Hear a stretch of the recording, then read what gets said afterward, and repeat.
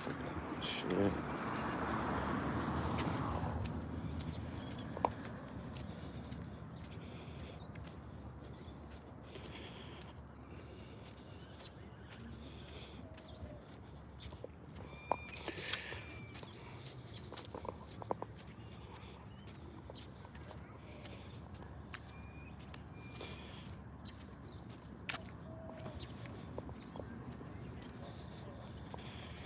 It's a beautiful morning.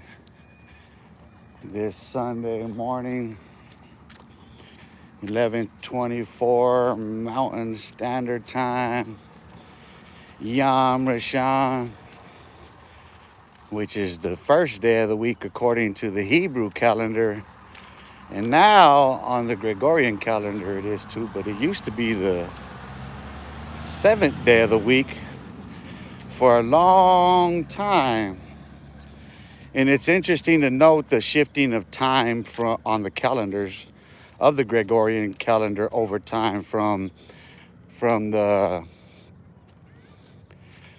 seventh day of the week being Sunday on the actual calendar to changing to the way it is. But it's interesting because the history of America, it's been whitewashed, right? Everyone knows this. But what people don't seem to understand is who whitewashed it, right? It was whitewashed by Great Britain. You see, the assumption is that it's all the same. No. The Pilgrim story that they told, everybody knows is a lie. The Pilgrim story that's told is a lie. They didn't, Christopher Columbus didn't discover America. This land was discovered by the Spaniards first. According to the European ancestral line that holds fucking title deed here, it starts with the Spanish first, and it's on the east. It's up the Bahamas up to Florida. The Spaniards had claim in Florida a whole generation before the British did. So you got to consider all of the wars that happened here before we even get to a constitution. And then even after the Constitution is still not settled, this was the whole notion that this is a Christian nation comes from the Catholics. That was inserted first by the Catholics. That's the Spanish influence here in America. That's why you see towards the west, like southwest and west, it's primarily Spanish. You see what I'm saying? Because real America, the real true America, the birth of it doesn't begin until after this territory is settled right here. Until the signing of Hidalgo and all that other nonsense, or history.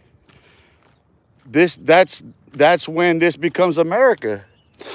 This America is still at war with itself until then. It's still at war with itself now. Look at the political parties that exist. People don't understand that this nation was founded upon war and by generals. And they used the oracles of God to do all of it. All these people came here during the Inquisitions. So the histories that have been told by them. All of it. We're still wearing master's clothes, dude. We're still working for master to do the whole minstrel show. People don't see the Truman effect that it all is. We're living a surreal reality that's been given to us.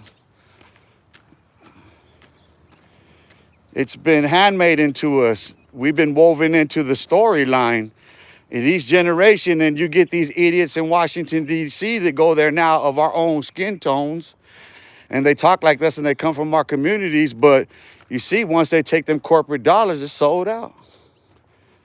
So I titled this one about the gangs because I just posted the first of two books on gangs on my Facebook.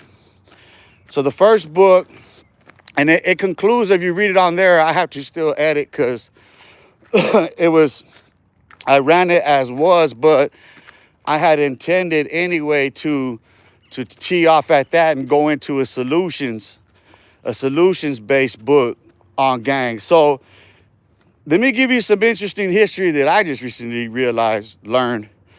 But okay, so here's some interesting coincidental history that, if you're looking at it from a military standpoint and a political standpoint, and you're able to control this shit standpoint, MK Ultra and all this shit standpoint, because it's not until 73 that the shit shut down, either of those programs. So, okay, let me give you an interesting chain of history, right? Gangs. If you've never seen the movie Gangs of New York, watch it. I encourage you, if you're interested in a whole gang story and history, watch Gangs of New York first. And I'm gonna explain some history. This is military grade science being deployed at us while they're trying to establish the new world order. This is a new world order that we're being birthed into. The Truman effect. Television comes out, that whole generation, my grandparents' whole generation is influenced by the television. And then everything else after that has been incorporated into it. So we bought into the whole census, that we're a race and we're this and we're that. We bought into the whole lot of it. Okay. What was already understood at the time, right, and based on that incident, that story, what our military and our government understood was that gangs would naturally form in that habitat, right? So if you created the, what are those things, to do the incubation and stuff when you're, I forget the petri dish, right? So these urban areas, these compressions, these impoverished areas, the petri dishes to test any theory, right? So when you look at the gangs of New York, was the 5-point gangs and all of those, you see what was understood about the nature of poverty. People impoverished, right? People in poverty in colonial America. Right now, this is you're talking about the time of going into the wars, right? So what America knew going into the world wars was what assets Germany had, right? They knew that they were developing pharmacology, they were developing the DSM, they were developing psychiatry. They were so far advanced in all medical fields because they were testing human anatomy at every stage of development. So they were taking witting and unwitting participants into the studies to do whatever. So you're talking about, the Frankenstein effect. This is where this allegory comes from, because they really, really did test like that at that level, at a governmental level, in order to understand how human beings function at all levels. See, psychiatry goes along with pharmacology because psychiatrists prescribe the medications to keep you placid and pliable, right? So psychology then comes along to explain it. And they developed the DSM-5. So here's where MK Ultra comes into play.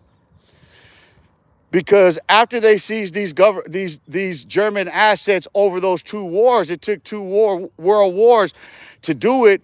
Harry Truman, was it Truman that said that about the military-industrial complex and what he said it would create, the warmongering machine that it feeds, right? So It created an entity, the Pentagon, that incorporated all business interests first. So it's funded by those very business interests that it protects. Understand that. It don't work the other way around. Our military holds those assets first. You don't get into no stream of things with the US government otherwise. They'll block you out in banking, they'll block you out, but you ain't getting on the court unless you got Putin in them. And that was all the effects of what was happening during globalism, because that's the New World Order. You got OSS that forms, right, during this time. It's an essential thing in military strategy, military planning. So then from OSS, that's an expansion of, CIA is an expansion of OSS coming out of the wars, because that's where the broadcasting system comes into play. That's where rote, daily scheduled programming comes into effect. Every American from that point on, based on the television, was put on a scheduled, rote, regular programming on an hour. Tick-tock, tick-tock. And what they did was they folded Central Time. They folded the center time into east to west, so that there was a 1 hour difference between one coast to the other in scheduling. So what they did was they run live stream off of the East Coast, right? They do all their marketing in the mid, right? So by the time that hour hits going there to California, that's where it's all at. It's all compressed at. Listen, I have the science, I have the essays and everything to prove what I've been saying about the effects of the salty air right there. You're caught right there over that salty air. You're not coming out of it. You are brainwashed. California, everyone, New York, everyone off of any coastline anywhere in the world is brainwashed. Especially if you've been, listen, the only way you can prevent that on them coastlines is to take natural herbal essence. That's it. If you've never in your lifetime living off of the earth, you couldn't, listen, they got full mind control over you. That's why Hollywood is the epicenter. That's the broadcasting center. From there to New York. People don't understand the schematics of what people are caught up in. So gang culture itself is a creation. It was weaponized by our military itself. So all of the history, people telling you they're gangs or whatever, yeah, your government already knew you bozos were gonna do that. But see, that goes back to my grandparents' generation, because as far as here and now, the earliest traces back to the Zoot Suiters and shit like that, which is my grandfather's generation, which I got relatives born here that would then go there during this time, that are from the oldest gangs there. So you can see the distinct difference in character. You can do a study yourself to see geographically how the climate determines your whole psychology and pathology in life. Depending on where you are, you're not understanding the course that you're on. So, okay, let me get you into this. So in 1971, right? If I say 1971, flash yourself somewhere. I wasn't born in 1971, right? But in 1971, I'll give you something that's really notable. Crips were a flashpoint in the gang scene. Crips. Right? Okay, so there was already black disciples, gangster disciples. There was already older black gangs that were criminal in development out of the Midwest, and then other places, right, that are notable. We'll just speak of those two. And then say Latin Kings, right? Just to go with that region. But you got, okay, so from which 69 You have to understand something, that in 69, I forget homie's name, moves from Chicago to Los Angeles, and that's where Bloods start.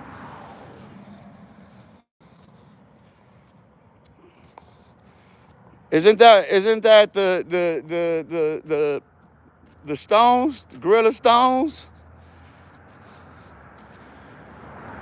So,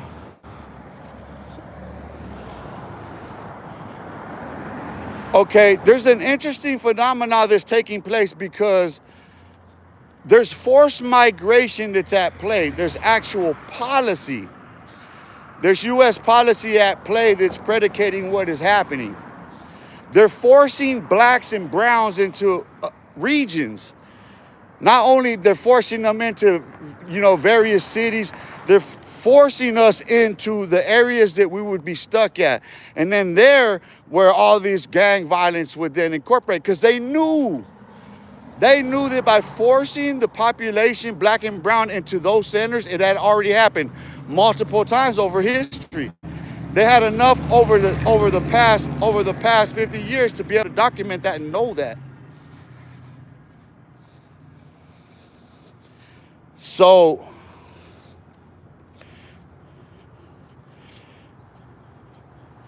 by the time you get to 1971, if you're from Los Angeles, you were around in 1971 and you know what it was. Okay, but if you're from like Los Angeles, California, and you were around in 1971, then you don't know what happened in Bronx, New York in 1971. That matters more a damn than what was happening in Los Angeles at the time. Because gangs started in New York, not Los Angeles. You just became the epicenter based on the compression, based on the fact that they forced everyone there off of the gold rush. After the whites went there and stripped it of all of its resources, claimed all of its land, forced the natives into the compression, then they forced the blacks and the browns right there into those areas. That's exactly American history, compressed in a nutshell. So let me pause on that one because I see Natch, whatever.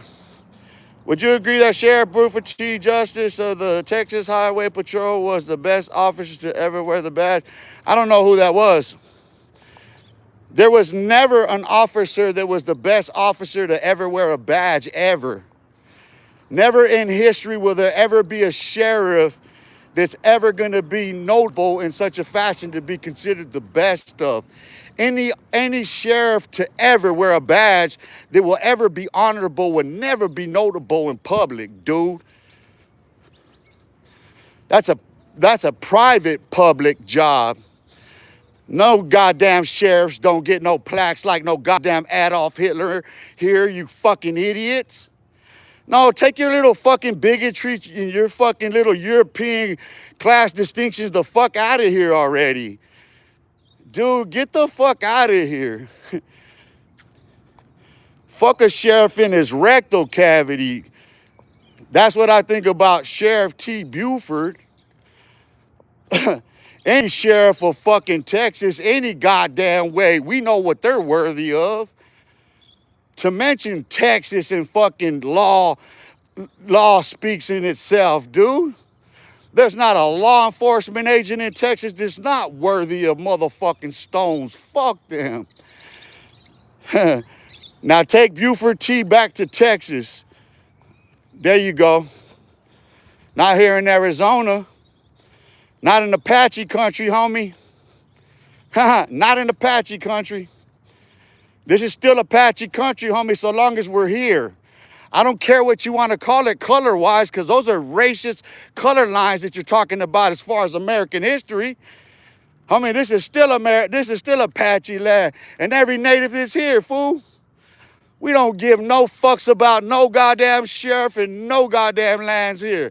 They come cross my motherfucking path. They got to deal with this Apache on a warpath fucking with me. From Eastside DVP that was born in that ancestral pool with my ancestry, motherfucker. Fuck a sheriff. Ain't no sheriff gonna come into my motherfucking community and dictate a motherfucking thing. My motherfucking uncle threw fucking 12 motherfucking PPD motherfucking officers off my grandmother's steps trying to get his ass. No, we don't get down like that, homie. Not in Arizona. I don't know about Texans. I don't know about Texans. I don't know about Californians otherwise when it comes to laws, but I do know the law. I do know U.S. Constitution. I do know the history thereof as I'm obviously explaining it to you. Troll, there you go. We know that was a troll question. You'd have to be.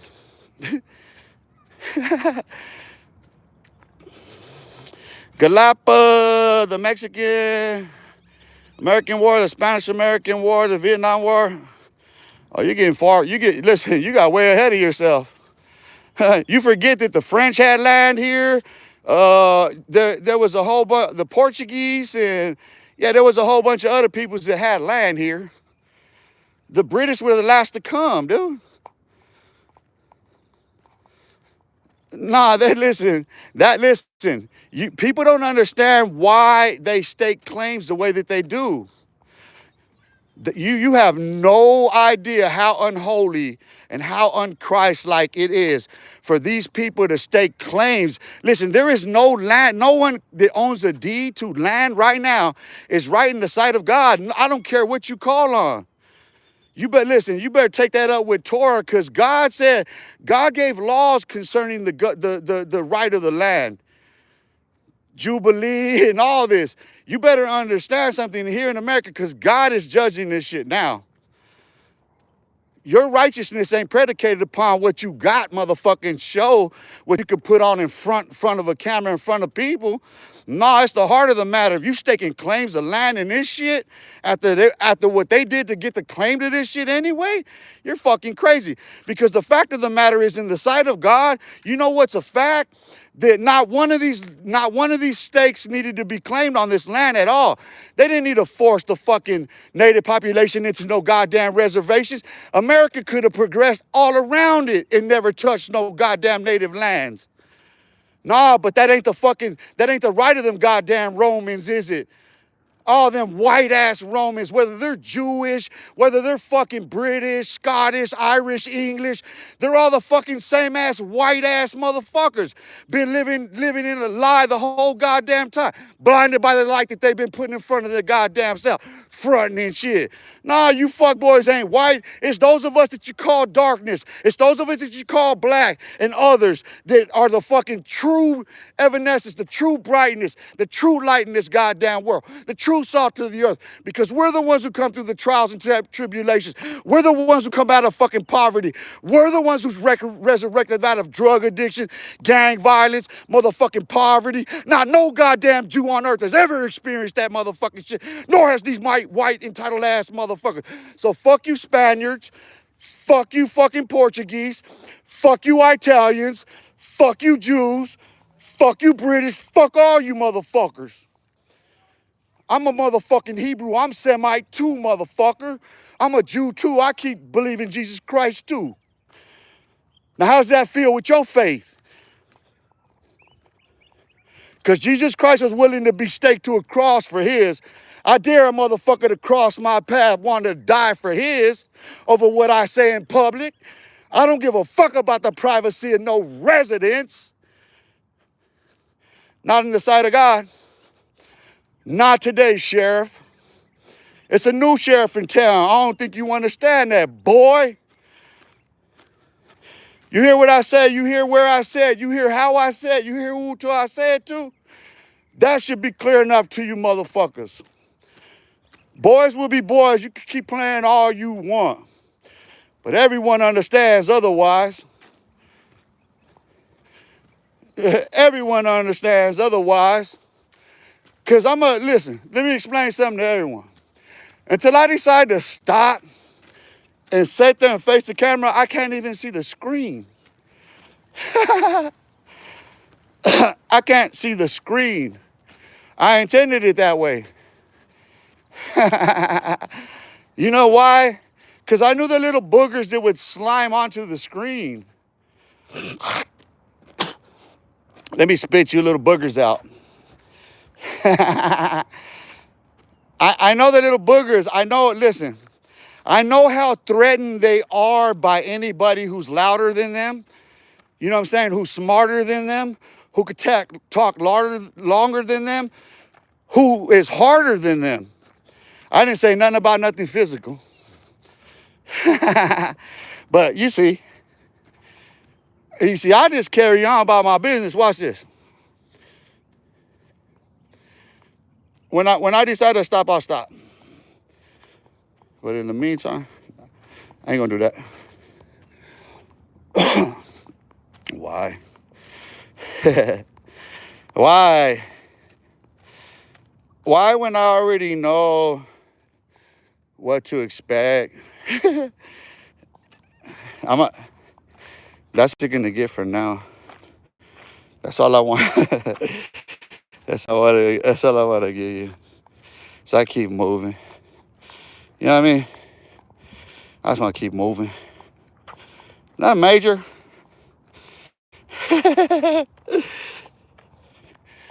Oh shit.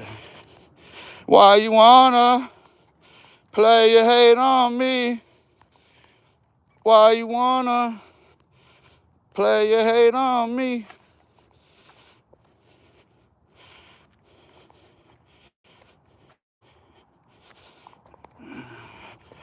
No, I can see the comments now, tonto. Because I'm actually looking at the house right now. So I put my phone down so I could actually see. But otherwise, no, I couldn't see it. But now I just caught that one. Tyler, good on you, man. Appreciate you, bro. Appreciate you tapping in. But to the rest of the trolls, you say, I got you. I put you on pause. You guys are so gullible. Xavier.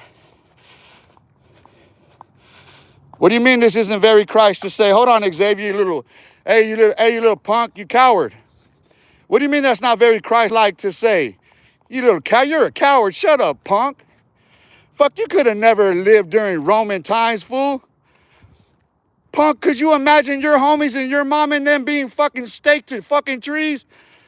Homie, in your front fucking yard, can you imagine them pulling out your sister and fucking stoning her because she's sleeping with your homie and she's married to your brother? Yeah, motherfucker, you don't understand the times in which Jesus lived. And you think he was passive, motherfucker? You shut up. Man, he called the Samaritan woman a dog at the well. If that couldn't be more blunt to you. He called them broods of vipers. He called them a whole generation of vipers. And you think that what? That wasn't calling them snakes? Yeah, you lost yourself on that one, didn't you? Huh? Because you had that carpenter. You thought that carpenter was what? Some mystical, magical white man or what? Some pretty little white man, huh? Dressed up like that with long hair. You really thought that man who was born at that time under those parents and them conditions looked like that? Walk like that, act like that. He was a carpenter, which meant he was homeless, stupid. In Roman times, Jesus was homeless. Oh, but you didn't understand that, huh? You didn't understand that he was a carpenter and had to go from site to site, huh? Oh, you had a different impression of who he was, huh? Yeah, you really think he had the time and the patience for people like you? When he had Pharisees and Sadducees and lawyers and shit, rabbis dragging women out in front of him, asking them, hey, what should we do with this one? A naked woman having sex with a married man. They take her to stone her when the law says both of them. You think you understand Jesus Christ? Man, shut up. Go get on your knees, fool. Face the law. Know what God said first. Know there's 613 commandments. And then trace it from there, boy.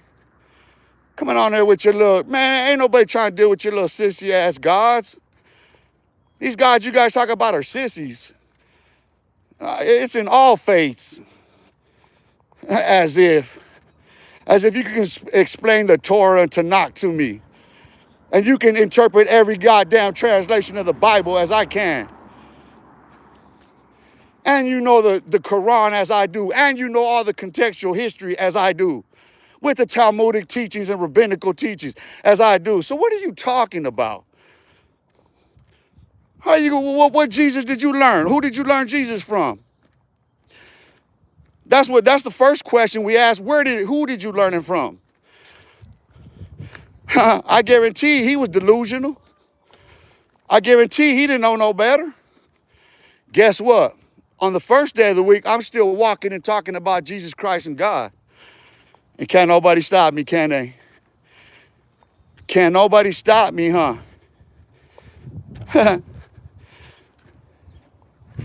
You see, I still got a minute to go for me as far as my laps go. You know what I mean? I've only been on here 30 minutes. I already see how quick I ruffle feathers, dude. I already see how quick I got under people's skin on Sunday when you're trying to rest, get ready for some football or basketball, or you're just coming from church and synagogue and mosque and all that other shit, or whatever it is you do in life.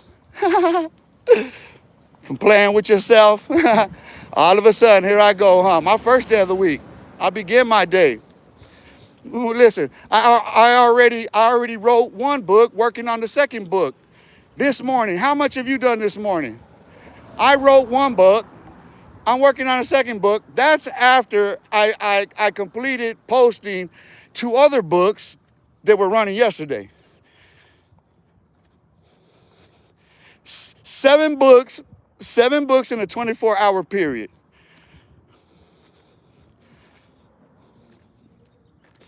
So if you go on my Facebook where there's essays, those are books. I'm just giving parts of, as it's necessary to put the rest of it on there, just to get everybody a little. Got to turn on the light a little bit at a time.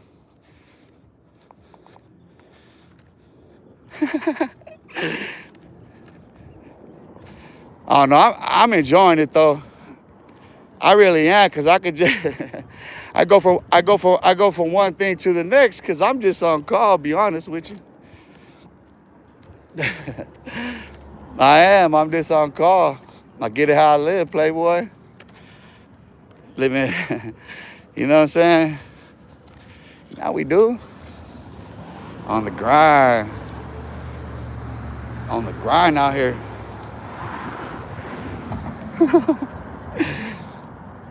It's always comical to me, and I have to change lanes. I'm gonna post up over here if nobody's there, and I'm gonna entertain for a little bit.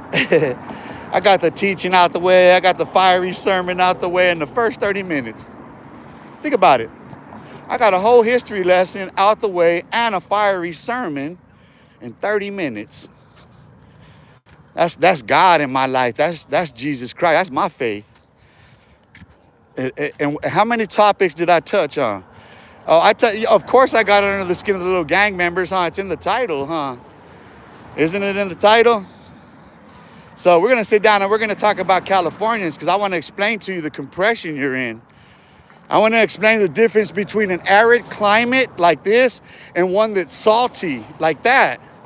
No, the climate matters. It's in your skin. It's in your actual genetics.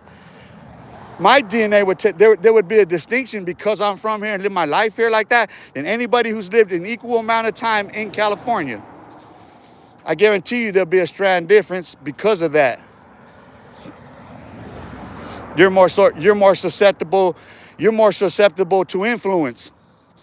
Californians and New Yorkers are the most susceptible to radio wave influence.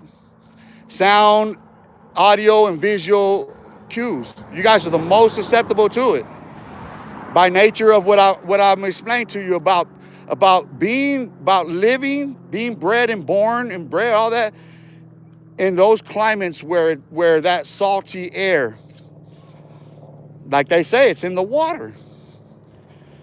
The pH balance of the water here is not the same as the pH balance in the water in Los Angeles. No. No. There's more of an effeminate quality to people like that. More pliable, more susceptible to everything, everything, dude. Every invitation, most susceptible and pliable based on these based on this science. I didn't say phenomenon, it's science. And then think about all these drug addicts over there that are born crackheads. Listen, our U.S. military got generations of black and brown and white and others breeding this addiction, breeding like you are born into. Listen, if they don't understand the need to take all that shit off and stop immediately, no hope, dude. And they're gonna be delusional because like I say, I'm gonna say everybody's gonna laugh at them because everybody's gonna know, like, Fool, it ain't like that over there. You guys are just talking too much. We watch the show, but like you see everywhere else.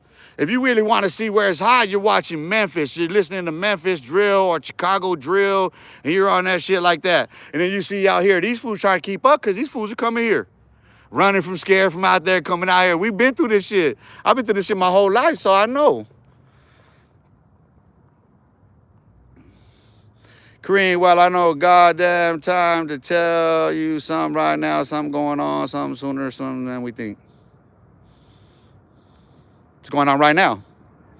You're listening to it right now. What are you talking about?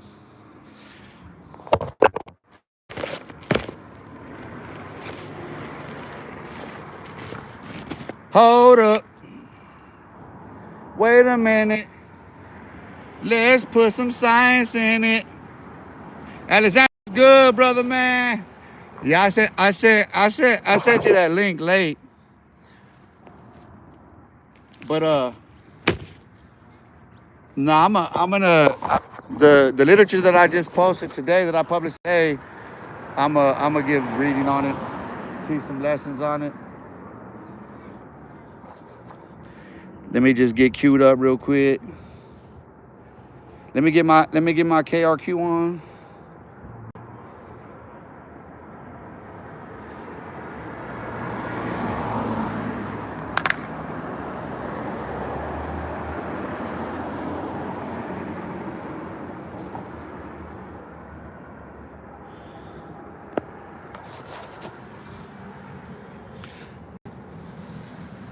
I gotta let my hair air out.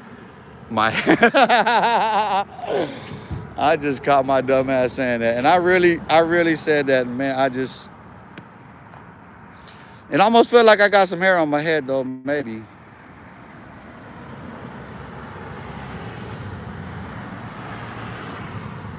So you got to keep in mind, like I gotta edit and everything, but this is the second one. That's the first chapter of the second book.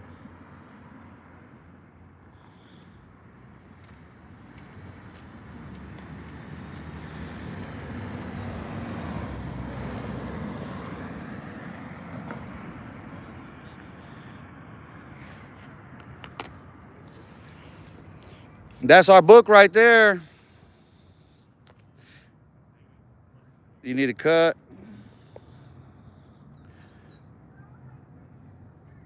You could go check it yourself. I don't know why my I know why.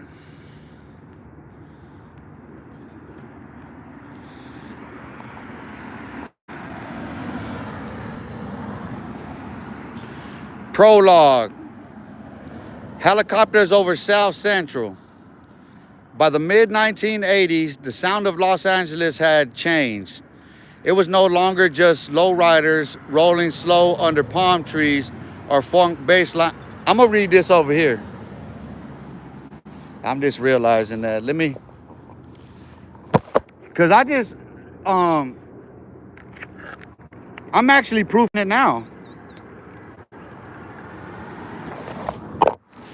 This, I scanned it as it's coming off. That's all I did on this one.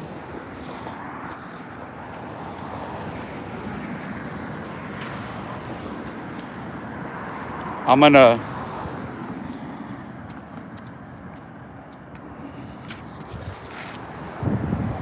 go somewhere else where there's less sound, and so I can explain all this to you. I mean, I could read all this. We could read it together. You know what I mean?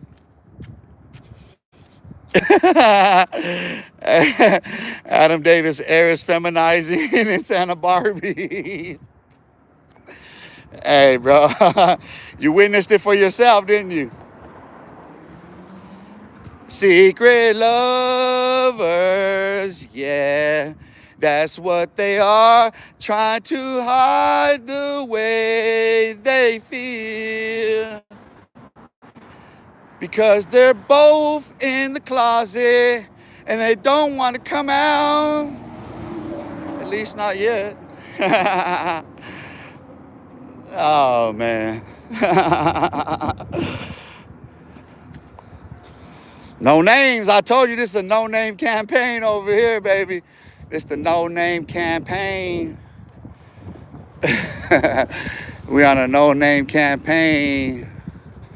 Shout out to the no-names. The real one was cracking. Oh, wait. Would you change it again? I'm not even going to try to keep up with all that. No, let's see. There you go. Real one. See, I don't even think I can't even read that whole thing. You guys gotta just put shit that makes sense. I'm gonna change mine too. I was thinking about changing. I was seriously thinking about changing the channel name up. But be soon enough if I do. Oh, you go by Honey? All right. There we go. There we go. See, that makes it easier. Honey from San Diego. It's the honey. It's the honeydew from San Diego. What it do? Shout out San Diego, California. Yeah, that's where my mom's uncle, Gil, that's where he retired at when he came out of the Navy, because he was Army first in World War II. And then he was Navy Korean. And then he retired there in San Diego and had my cousins and them there. So I got kin there in San Diego too. I got kin all over, dude. On my dad's side, they're going to be coming in February 14th, my birthday. Okay. On the Gregorian calendar, I am born sundown February 13th. Which means on the Hebrew calendar, I'm born February 14th. It's a true story. So I can literally stake claim to that slash on both days. And yeah, you know what? I wasn't lying all along. I was telling the truth. I just didn't know better myself. You know what I mean? February 4th, that's what's up. Yeah, yeah, it's technically 13. Well, on the birth certificate, but yeah, under the Hebrew calendar, I'm born February 14th. So my family, my dad's side, they're coming in from all over. Don't know if my oldest brother's coming in from Alabama, because he has a towing company, and that's like heaviest during wintertime. He gets most business during wintertime. So he don't know if he's going to be able to make it, but he's going to try to be here. Hopefully, because my brother Joe, whose birthday was yesterday, is the only one that's not going to be there, because my sister Angela's coming in. And hopefully her kids come too. It'd be nice to get everybody out there, because, like, I don't know all of my kin. I don't know all of the group from here. I don't even know. Listen, you got to understand the age difference in all of us. I got cousins that got kids my age.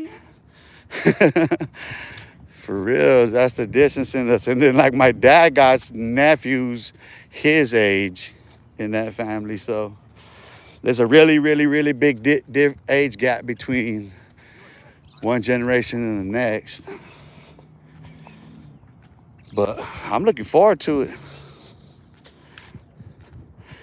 Black Line. What up, fam? What's cracking? I've been coming here for a while now. Where you been coming to? You been tapping in on the channel for a while now? That what you saying? Where you coming? I gotta get me some water. That's one thing I forgot. It was to get my water, but I'm gonna go post on the bench. Hopefully somebody don't beat me to the bench this time. They beat me to the bench. Oh. You know what I mean? I'm just out here. I wanna read this book. I mean, you don't mind if I pull up right here on the park bench and read a book, do you?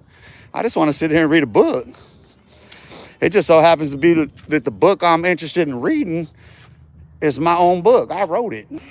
So if you don't mind, on my channel, Be patient with me.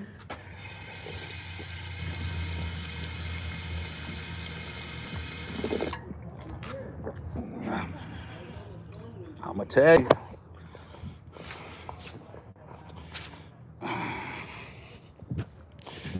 And I got my disc in my backpack.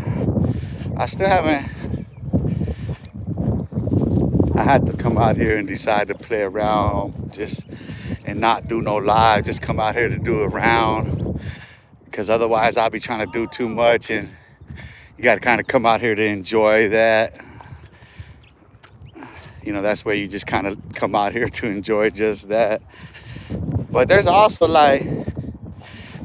one down the trails I want, like Papago. I've walked. I got a live on that trail back there, from Hunt's Tomb to Papago Park in Tempe. But I think I could go to. That bench is more shady. I just hope go over there. I'm trying to find best shade. I don't want to sit in the sun and shit. Myself, I don't. So be patient with me right now. Let me see what's going on.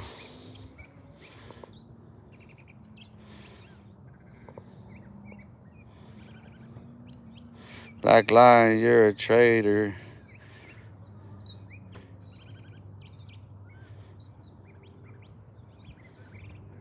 What is this fool talking about?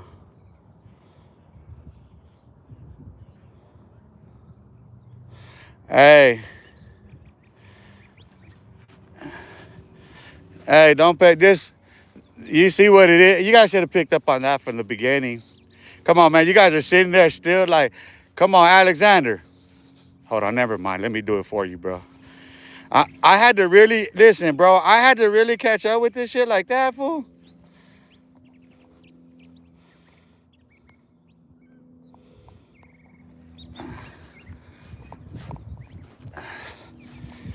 None of the moderators noticed what was happening right there, dude.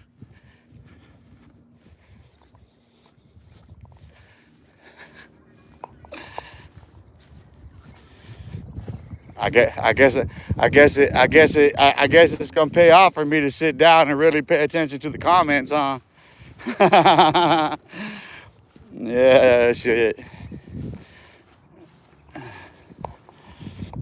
There's always gonna be one. There's no way to keep these little boys off of YouTube. These little boys and little girls, they're little girls too. Listen, the irony is that these are the ones that they put on the biggest show. They put on the biggest front. That's them ones right there. The ones that are most threatened by my content, my channel, those ones. The ones that are the fakest of people are the most threatened by my content. That's a fact. You can't lie about that fact. The people most threatened by what I say and do on here are just that. We know that shit. You know what I mean? Like,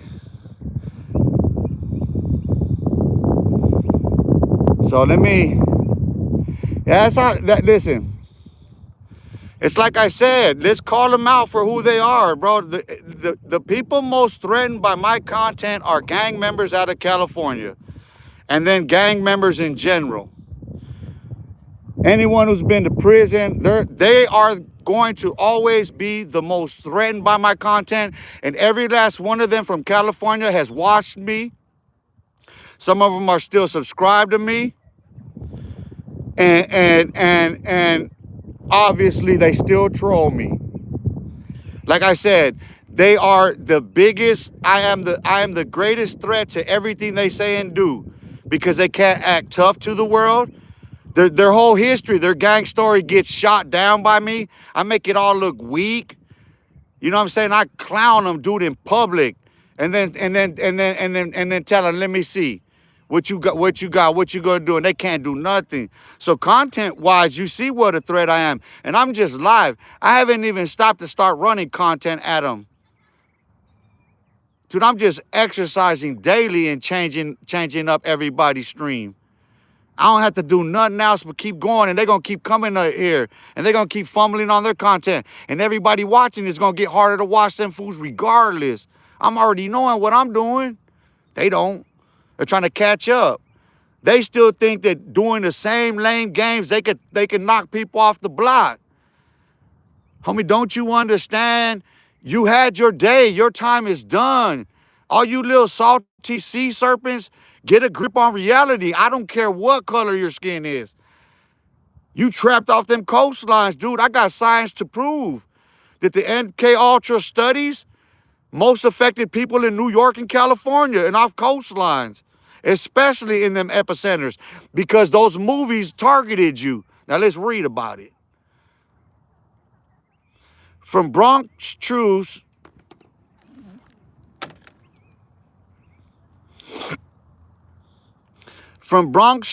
to South Central War, gangs, media, and the crack era rewiring of America. And prologue, helicopters over South Central. By the mid-1980s, the sound of Los Angeles had changed.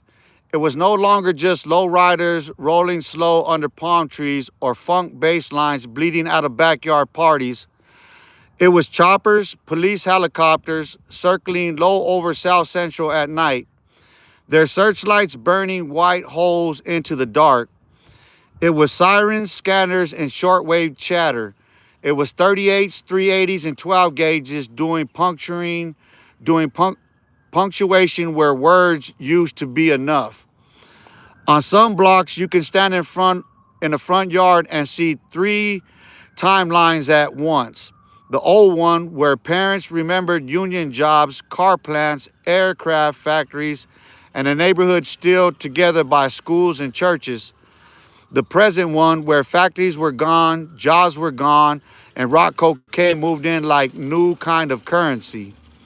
And the televised one, where the rest of America only ever saw South Central through a cop's windshield or a news camera zoom. In 1988, 2 pieces of media stitched those timelines together and exported them to the rest of the country. One was the movie Colors. 2 LAPD officers, one young, one old, patrol a gang-saturated Los Angeles, caught between bureaucracy, street logic, and their own fear. The film is lit in the glow of police strobes. It takes you on a ride-alongs through barrios and black neighborhoods and tells you, without ever quite saying it, this is a war zone and the police are the only line between you and them. The other was an album, Straight Outta Compton, and the record NWA reported the other side of the windshield. They rapped about traffic stops that turned into beatings, about guns and funerals, about the daily humiliation of being treated like suspect in your own neighborhood. They named the police directly. They made no effort to sound respectable. Together, Colors and Straight Outta Compton did something no policy paper or news editorial ever could. They branded Los Angeles as the epicenter of gang America. South Central, Compton, Watts, these names became shorthand for gang culture, gang violence, gang life. But even that story has a prequel. 17 years earlier, in a borough 3,000 miles away, gangs had done something almost no one believed gangs could ever do. They made peace. In the Bronx in 1971, they called a truce that would quietly give birth to culture, breaking, DJing, MCing, graffiti, that would eventually be known as hip-hop. If the Bronx was where gangs proved they could build peace, Los Angeles was where the United States proved that it preferred war. Everything that happened in Phoenix, Chicago, Houston, Kansas City, and 100 other cities after that was downstream of those 2 places. A Bronx truce that turned war into culture, and South Central war that turned culture back into a script for more war. This book is about the relay. It's about how gangs in New York transformed conflict into art, how gangs in Los Angeles were transformed into a national symbol of criminality, and how cities like Phoenix were rewired by the media, drugs, and laws that poured out of that epicenter. The helicopters over South Central were not just searching for suspects, they were broadcasting a message to the nation. This is what a gang looks like. This is what a problem looks like. This is what fear looks like. What they never showed was the boys club in the Bronx 1971, where a different message was on the table. What if we stop killing each other and see what else we can build? To understand South Central's war, we have to start where the possibilities were still open. We begin not in Los Angeles, but in the Bronx. Introduction, epicenter, origins, and the script of violence. Ask most people where gang culture comes from, and they'll say Los Angeles. Crips, Bloods, South Central, Compton, Watts, blue and red rags, khaki suits, lowriders, Raiders caps. They're not wrong about the epicenter, but the late 1980s, Los Angeles was a key node in a national network of gangs, crack markets, and police strategies. What happened in the streets, its studios, and its precincts dictated how the rest of America thought and talked about gangs. But an epicenter is not the same as an origin. The origin of the story this book tells is not a drive-by in LA. It is a truce in the Bronx, a fragile youth-engineered decision to interrupt the logic of retaliation and see what else was possible. This book tracks the line between two poles, from Bronx truce to South Central war, from gangs as peace builders to gangs as permanent enemies, from breakdancing in a park to helicopters over a neighborhood, to live parties to recorded soundtracks of a war that entire generations never consciously agreed to fight. Thesis in plain terms, the core argument is simple. Between 1971 and the early 1970s, American gangs were transformed from local survival structures capable of both violence and peace into nationally standardized symbols of criminality through a combination of one pivotal truce, a new culture, hip-hop, media representation, the crack cocaine economy, and a legal regime that weaponized the label gang-related. So this book has, about it right now, let me see, 15 chapters. The second one gets into, so what's explained in there, I'll give you the breakdown, is that, okay, you have to put all this together. So in 71, there's a truce happening in Bronx, but in Los Angeles, the Crips are forming. Think about it. 1971, what's happening? So by let's say, okay, so you go 71, 73, 75, 77, 79, right?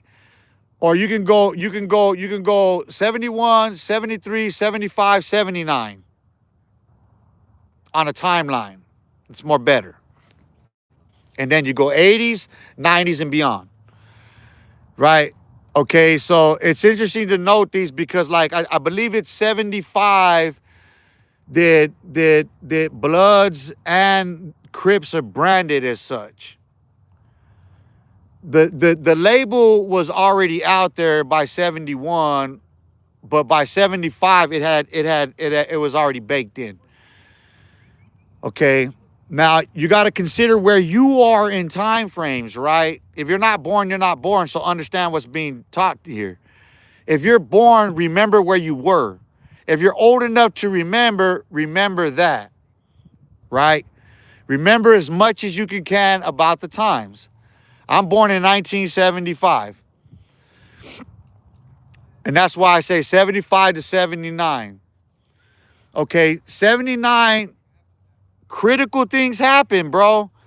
Listen, it's crazy. Listen, It's divine that these events happen because I'm gonna put one event in that's not in the book that I did not mention in the book and I should have because it's 1979.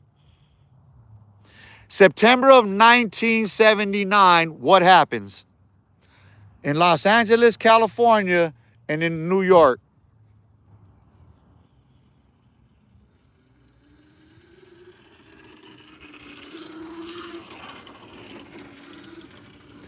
There is this unique course of events that had to be divine, dude.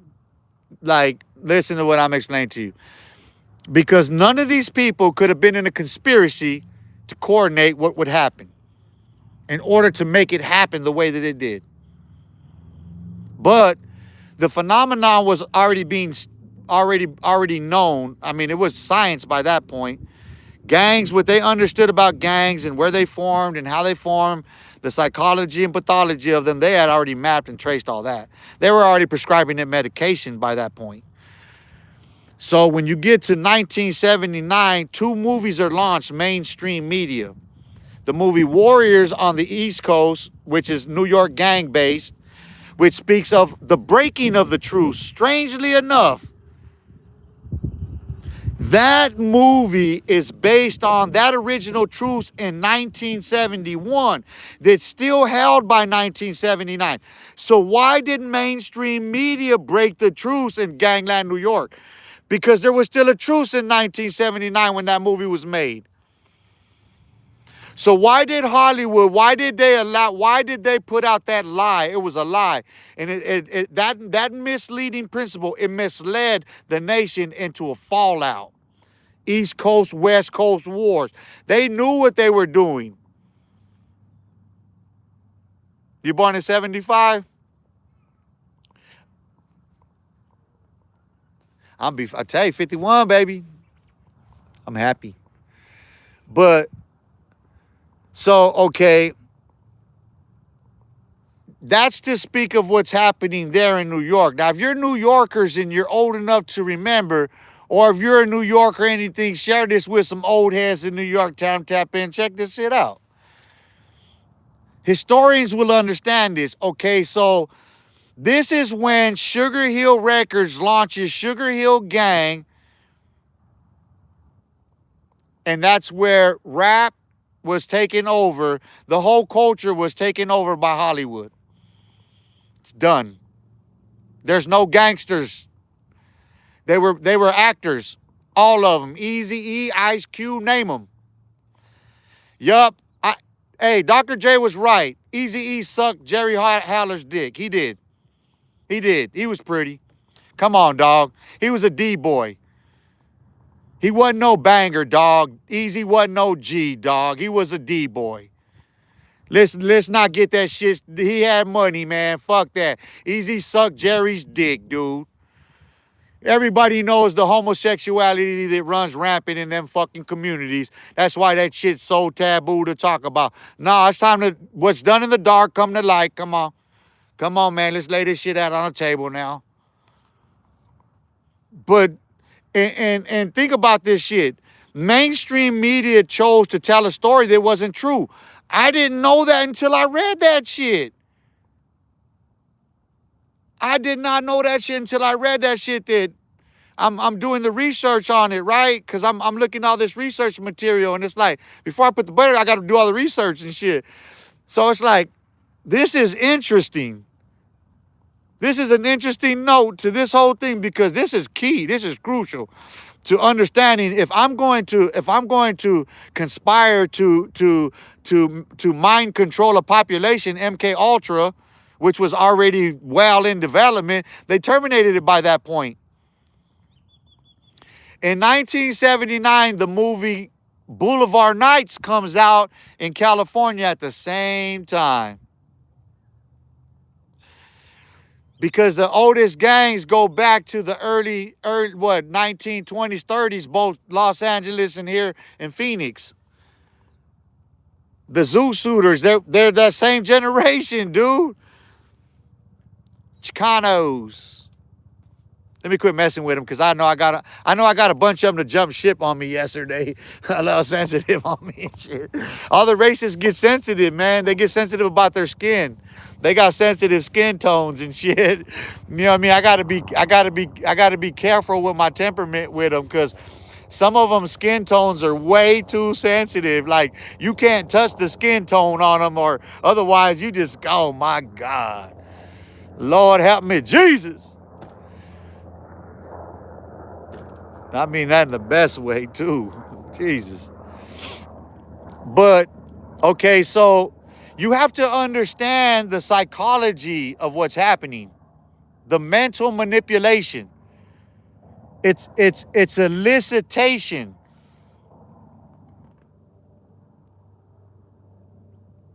Hold up.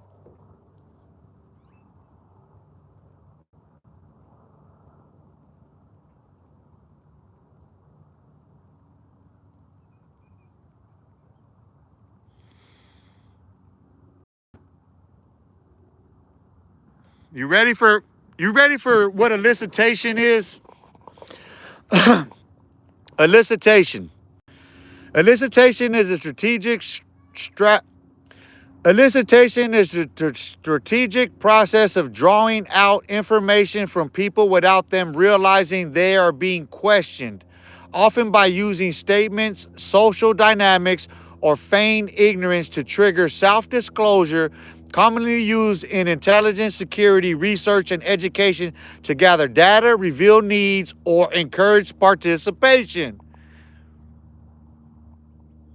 Listen, elicitation was something that OSS, they had already doctored that craft. That is a part of tradecraft.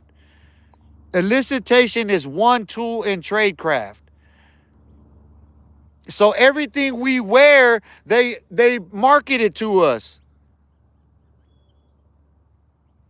first. You buy new clothes that's marketed to you first. Listen to what hand-me-down Daniel is telling you, because Daniel loves hand-me-downs. I'd rather live off hand-me-downs. I'd rather you give me gifts than the rest of that bullshit. I don't want to touch money. I'd rather my wife hold the accounts. I don't want no passwords. And you ain't going to get to her to get to the passwords because you got to take me out first. So that's how that goes. When you state facts, they get sensitive. That's a fact. Listen, because I don't know how many times I got to say this. I grew up believing myself to be Chicano too, Hispanic, Latino, and everything else, dude. I grew up under the same fucking racial, ethnic fucking blinders, the wool. It's the Jewish wool been pulled over our eyes, dude. That's all it is. It's been stained with all their dyes and all the shit that's poisoning us. That's why I like older clothes, because it's, you know what I mean? Like, after it's been worn by everyone else, all the dyes and shit gets on them. I'm less, you know what I mean? I don't have to, they filter it all for me. It's been washed of all of that, you know what I mean? So they super sensitive about their skin tones, I'm telling you.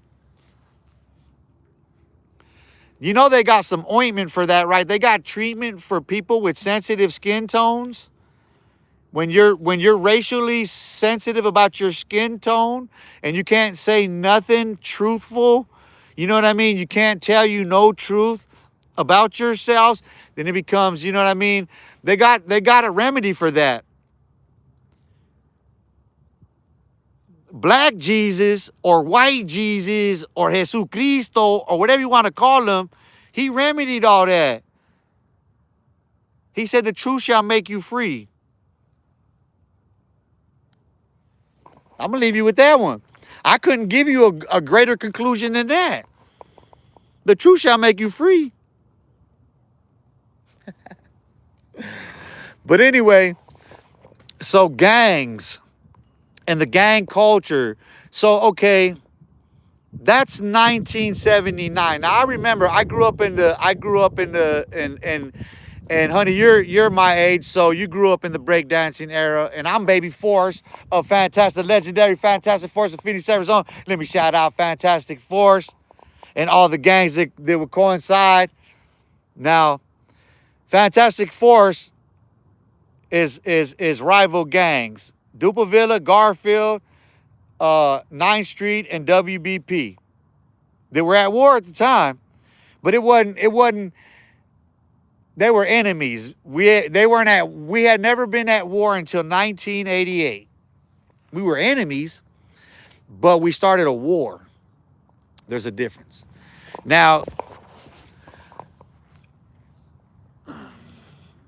okay, here's the interesting thing about it. So when you go from another thing about Los Angeles in 1979, when that movie comes out, right? So consider Los Angeles, because I got off topic on that. But consider Los Angeles. Consider yourself, if you are old enough to remember California, especially Los Angeles, 1979. September of 1979, Monster Cody tells the story of one of the little homies from the 60s getting killed. They started the Crip Wars. 1979. So while on this coast it's peace. Now understand something. The breakdancing crews that would start in New York were gangs first. The same as when we started here breakdancing, the gangs were breakdancing crews first. They broke the truce with Los Angeles. The U.S. military, the U.S. government, they broke the truce. Mainstream media, Hollywood, they broke the truce with all this gang bullshit in Los Angeles. They were forced into the poverty that they were forced into. They were taking jobs. They got their jobs taken from them. They were fed crack, and look what happened. You were a test case. You are the proof that if you do those things to a people, that will happen. And the only way you can get yourself out of that is to move out of there. Come dry out here in the desert. Seriously, you can research and study it yourself. I'm not clowning, dude. I know people always always like, I'm clowning. No, dude, I'm not clowning. I'm trying to help a brother out, dude. You know what I'm saying? People are always talking about the good that they want to do and all this shit, these war stories. What good has any of those war stories done? Yet I'm giving you actual history that explains how we've been duped into this, how we've been forced into forming gangs. When we can be breakdancing and graffitiing and writing and making music and creating our own economies ourselves instead of this shit. And you motherfuckers want to pride yourself on what? Being sensitive about your skin color that they gave you. You're not a Chicano because your parents told you that. You're a Chicano because the government told your parents and their parents that first. And you're black and you're African American and you're everything else that the census would say that we are based on those research and developments of our U.S. military. And people still think that what?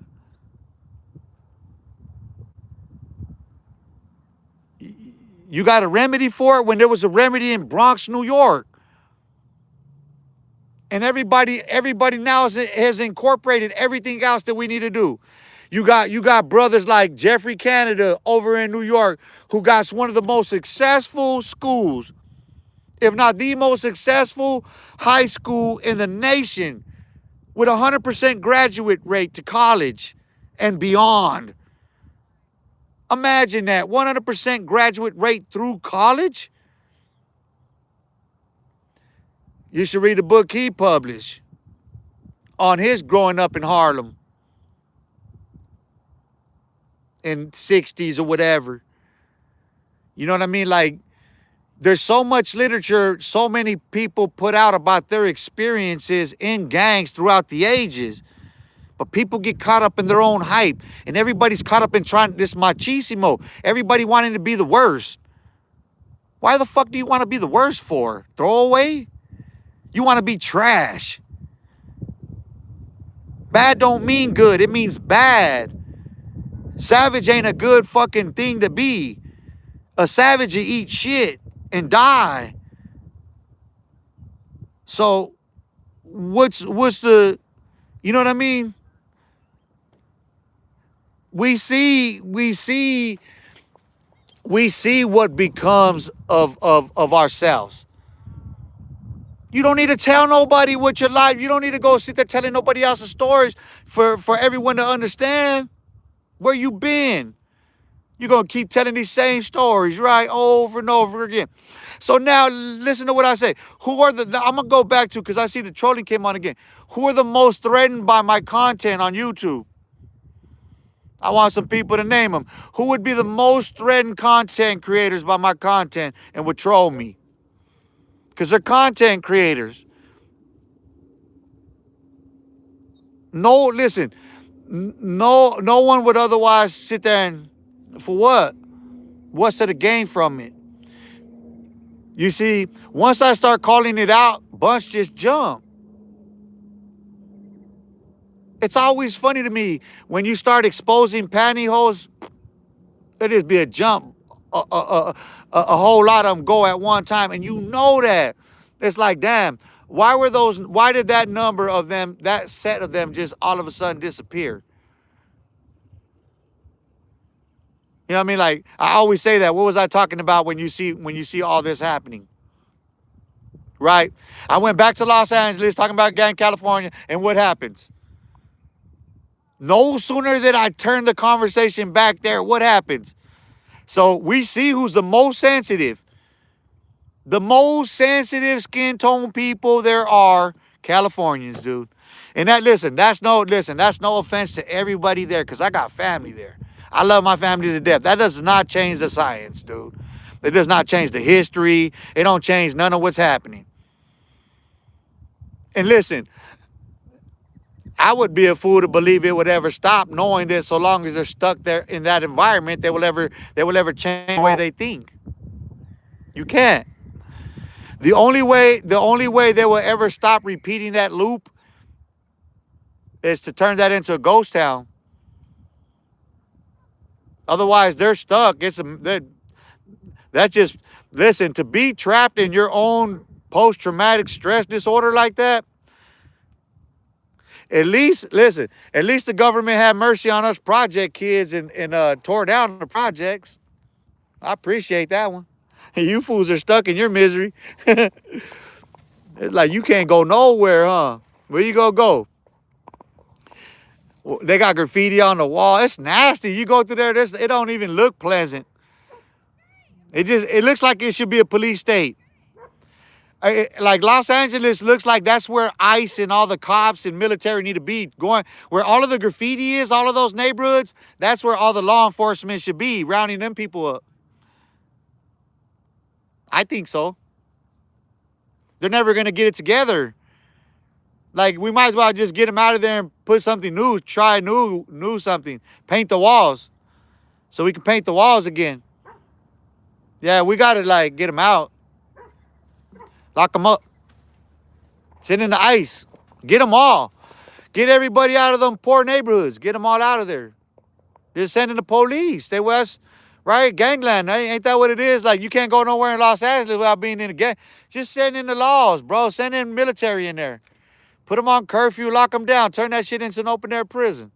For reals. That's what they should do. Turn it a straight police state. Don't let them out. Don't let them out of L.A. Don't let them, none of them out of L.A. County. You put like a perimeter. You know what I'm saying? You put a perimeter around the county. Los Angeles, you put a wall. The rest of them, they can work their way out. But we gotta like really separate ourselves. You know what I mean? Like, it's becoming zombie land the way they talk about it. You know what I mean? Like, them scary stories coming out of Hollywood is crazy. Are y'all catching these scary stories coming out of, you know what I mean? Hey, Rodney Thompson, do you remember me? No, I don't know you, Rodney Thompson. I don't know you at all. That's a strange question. When you know I don't know you, Rodney Thompson. But watch. Watch how fast this troll comes on. Let's see who can get him first. I'm in this hunt. Hey, so all of my moderators watching, get ready for this next comment on Rodney Thompson. Oh, you got him before he said something. Why you didn't let him say something? Nah, put him back on. Nah, put him back on. He didn't say nothing. Why did you take him off? He didn't say nothing wrong yet. Why'd you jump the gun? Hey, Alexander, you know what just happened for doing that? I shot you in the back of the head. You literally just got shot in the back of the head. I'll wait and see what he's going to say. Now you just got yourself shot in the back of the head for getting in front of me.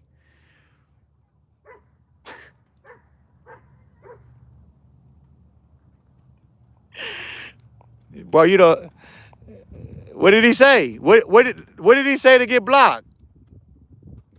I'm gonna put your wrench in question now. What did he say to get blocked? I'm gonna have to defend his honor now because he didn't say nothing to get blocked, and you jumped in front of me. So what are we doing here?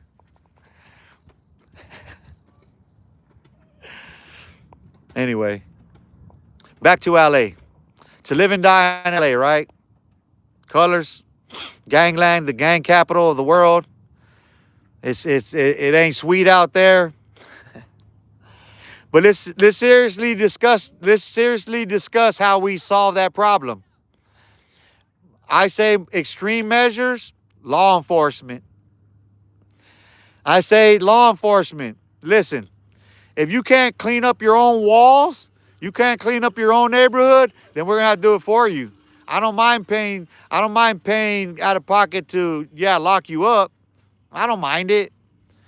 One strike, you're out. Never mind 3 strikes. No, 1 crime.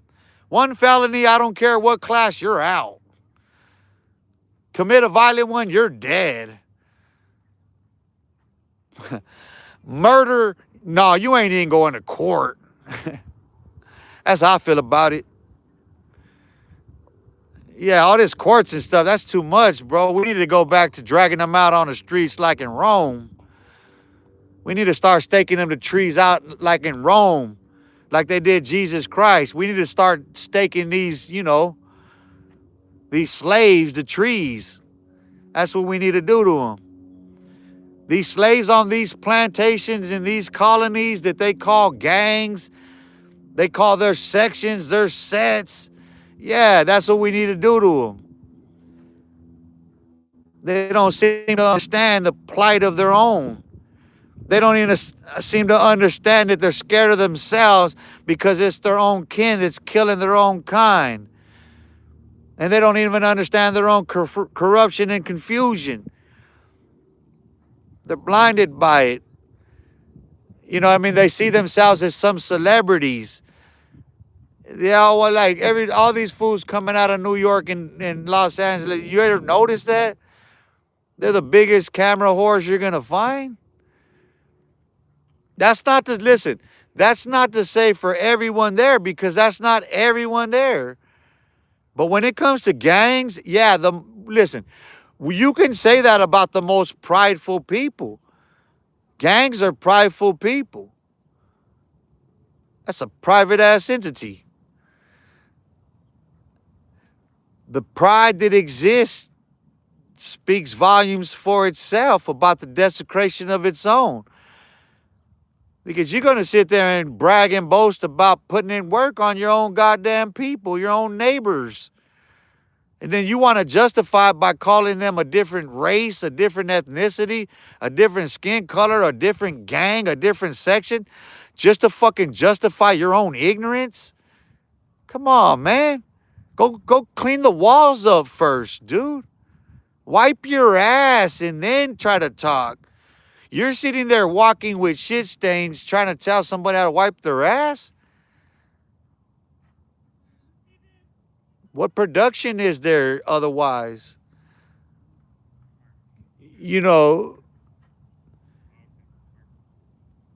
People need to understand we've been duped into a way of life that's contrary to our God-given abilities in life. God didn't create us to be forced into work. in that fashion? No, dude, that is not what anything in the scripture teaches.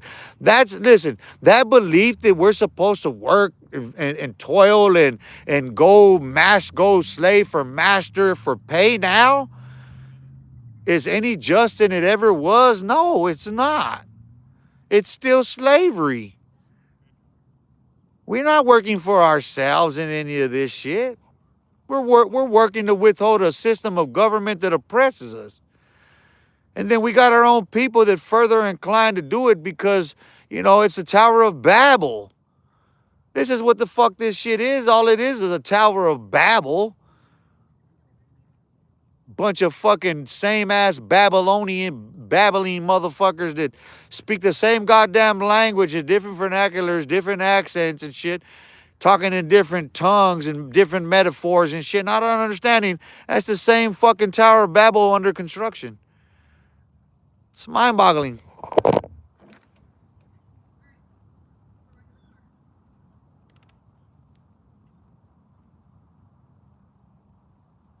I mean, I understand. I understand that people want to be placated in life. You know what I mean? I get that much.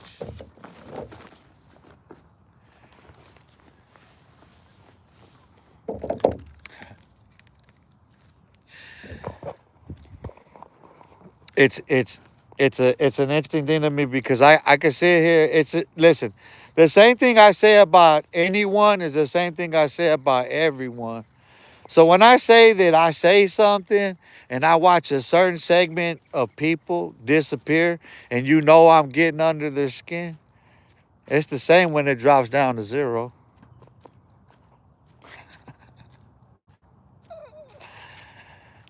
It's mind control, mind conf.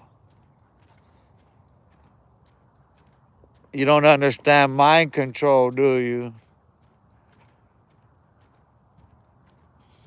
You see, it's easy to do here because at zero, 2, 4, 6, watch.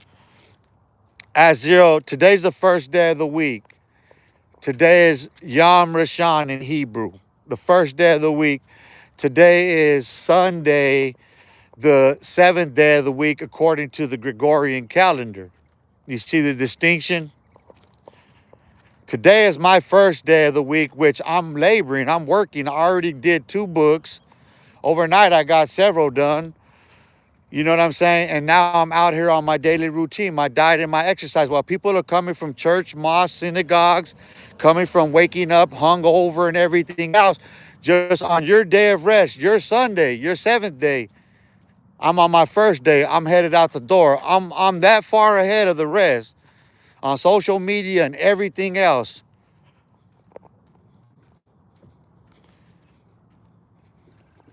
The whole scheduled programming. Just sit here, record video, drop, drop, drop, drop, drop, drop, drop, drop, drop. On the hour, drop, drop, drop, drop, drop, drop. Video on the hour. Running mainstream. Running on the hour with all mainstream media. Drop, drop, 24-hour drop. Saturate everybody's algorithm. Drop, drop, drop, drop. You'll see. I know it's a whole lot of wise men on here, been doing it a long time. I know a whole lot of you got it all been done, figured it out. Watch. You see, I've been psychoanalyzing the entire viewing market, global viewing market, and I've narrowed it down in scope.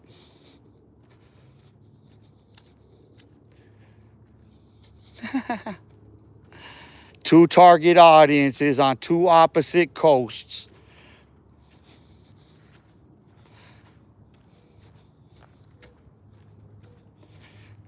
See, and everybody from this point on is gonna truly know who has the greatest influence. Cause watch,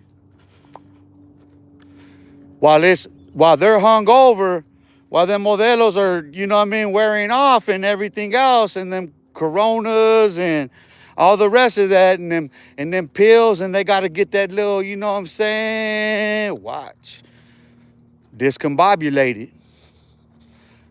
I had such a clear laser focus moving to this point. Running live streams.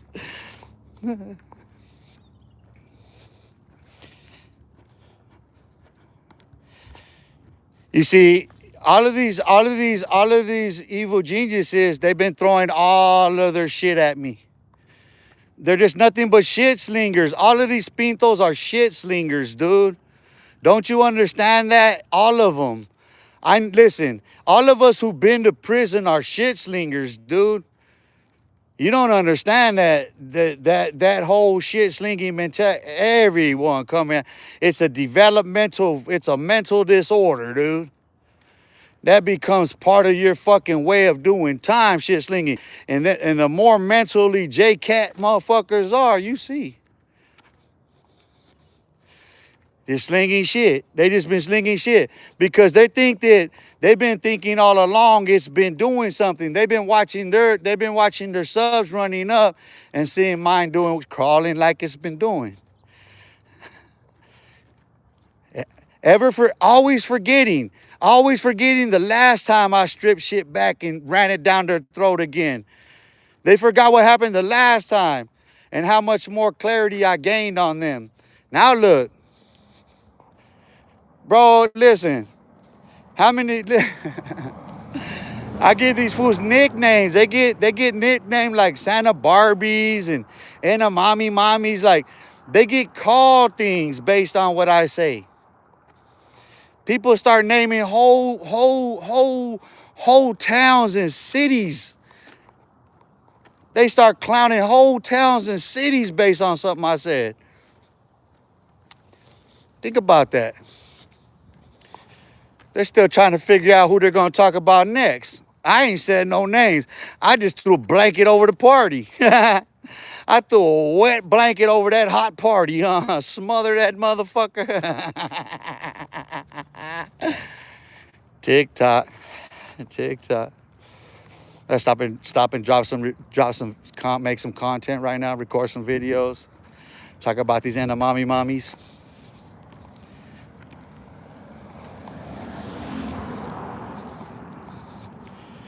What can they say for themselves, huh? What do they say for themselves? Huh? What do they say about themselves? So you've watched it. Let's judge the characters now because we've all been on so long, right? And we've all talked our shit, right? So what they talking about, right? What can they say for themselves about themselves? What do they say? What do they say about themselves? What do they say for themselves? What? They say they're what? They're norteños and sureños. They say they're in this gang and that gang. They've been to this prison and that prison. And they're this and they're that, right? And they contest everything everyone else says about them. Right?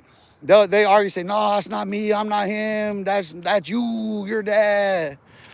We know how they do. That's all you're gonna watch any of them do.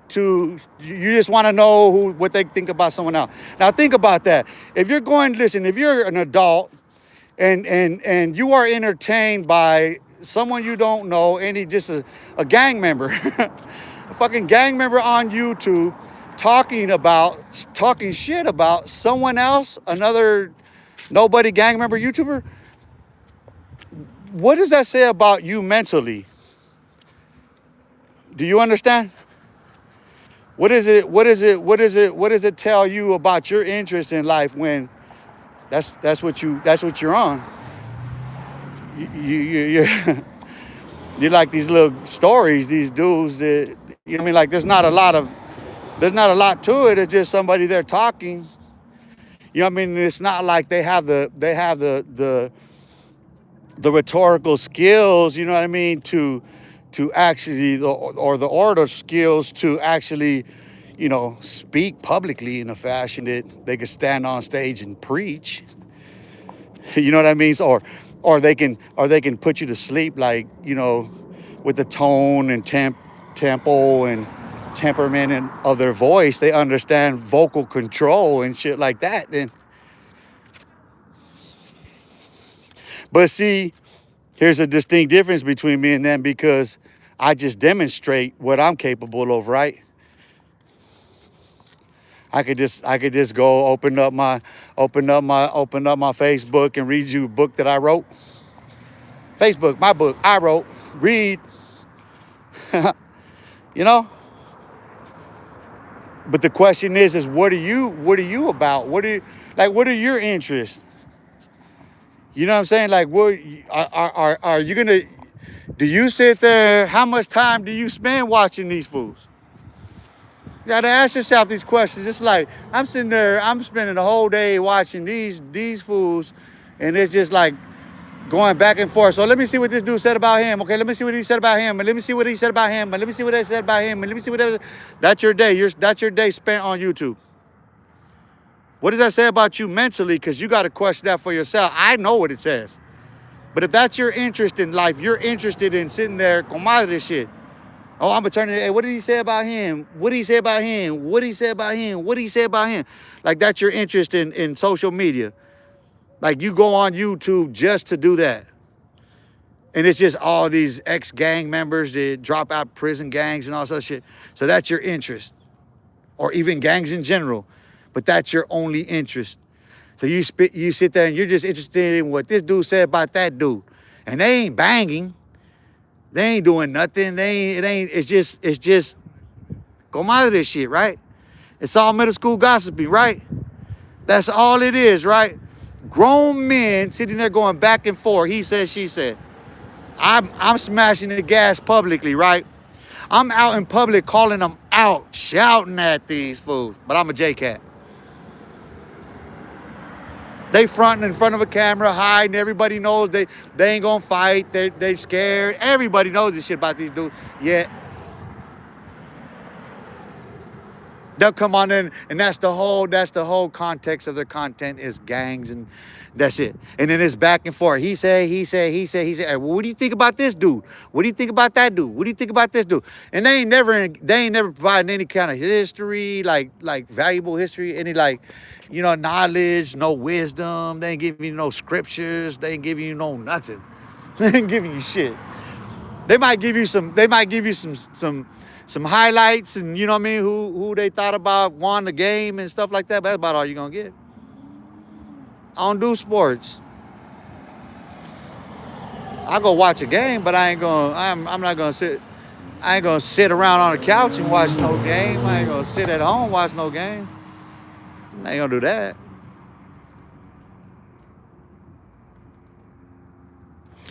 I mean, no, it's not but I am. It's that I am. You see, that's the difference. It's not but it's that I am doing it.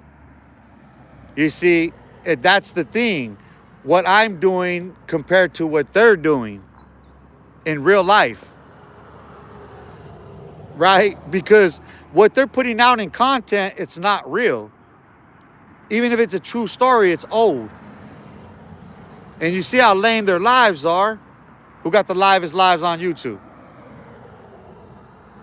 They may have all the subscribers and whatever, but who got the livest lives on YouTube, hand down? And like I said, for all these years, while they've been climbing, while they've been running up the numbers and everything, because they're in the market that they are, it's the market they're in. Listen, if I was the bootlick California, I'd come up too like these tramps out here try to do. That's how they came up, bootlicking California. I'm from here, homie. I'm not from the fields, bro.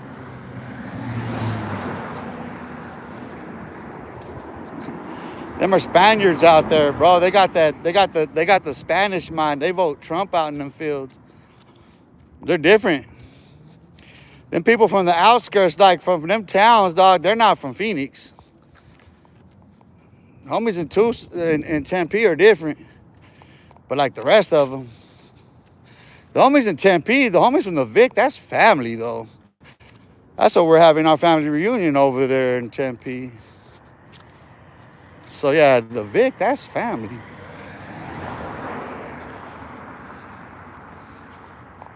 But I, what's the? I'm sitting out here, bro. Like, and I've been saying it. I don't even want to talk about it, bro, because like, I'm already knowing how violent this year is gonna be. I don't want to be here for this year, dude. Like, we're already on fucking. We're seeing multiple murders a day already.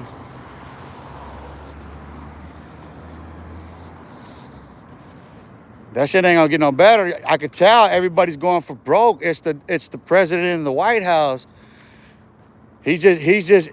That president right there dying right now. What he's unleashing in his dying, in his last breaths, dude, upon the earth it's earth shattering, dude. Listen. The gates of hell are being opened up with that motherfucker. I see and feel that shit on these streets out here. I've been warning everybody close to me about that shit. Shit, listen, bro. Since just this year already, I've already had to mark me a target in the hood. Motherfuckers shouldn't did what they did, dude. You know what I mean? I just leave it at that.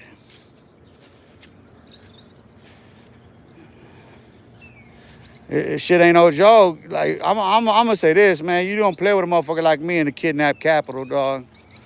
I say anybody and everybody here. You don't play with me. You don't listen. I don't, especially if somebody else is trying to tell you to do something. But I know how random that shit. Well, I know exactly how random that shit was, cause I know.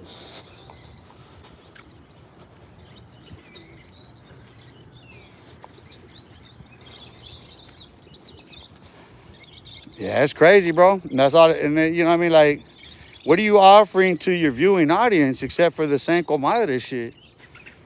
Jerry Springer, that's all it is. Gang-related Jerry Springer shit, dog. With no, I say this shit, dog, no substantive value. There's no value to the content, dog. It's just entertainment, pure entertainment value.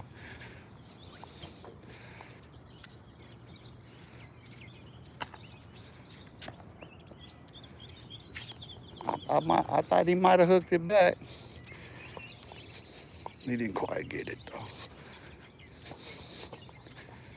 I'm gonna get this way because she's trying to throw. So I'll cut this way.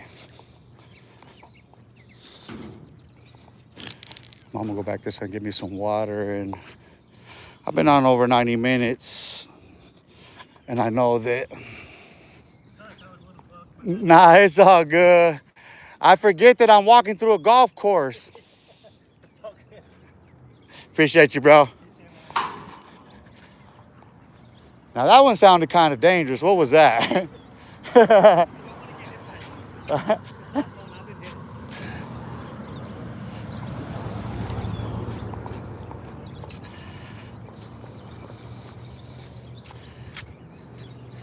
Like how like he almost fainted on the table. Right. He's gone, bro. I keep trying to tell people.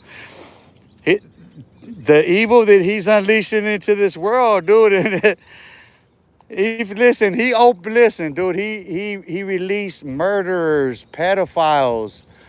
He released He released the biggest drug lords. Like, dog. Listen. You don't understand what Donald Trump has, like, the gates of hell have been opened up, fool. That's what I say, like, I can see all these deceitful little snakes. I can see all the heads of the serpent. They always pop up here. They always show themselves. They're delusional. They believe every lie because they're liars themselves. You know what I mean? They've convinced the man in the mirror of the stupid shit they say while they don't go outside, living in perpetual fear and loathing. Yet, you know what I mean? They got the world convinced otherwise. Like, well, let me see you out in public and show something a little different than what you're saying. But I'm gonna give me some water and I'm gonna end this one. You guys be blessed. All right, Alexander. I'll tap in with you later, bro. I'm gonna finish my walk and I don't know what I'm gonna do after that, but